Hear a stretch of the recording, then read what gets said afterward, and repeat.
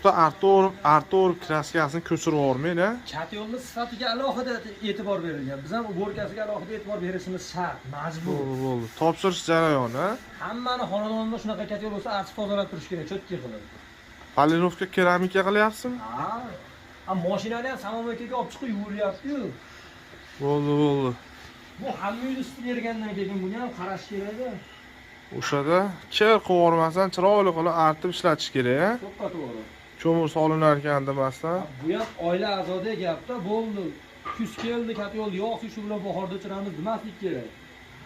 Buni artib tozalab, mehr berib turish kerak. Qanday kiridi, qanday toza qilib qo'ydingiz usta? O'shadan qarang. Ammo erinmagan bola ekan. Hali aytadi, sifatiga alohida e'tibor berilgan deydi, changiga ham alohida e'tibor berilgan. Bo'ldi.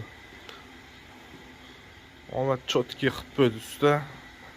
Shu erinchoq bo'lmasi kerak ekan-da, buni turish uchun, ha?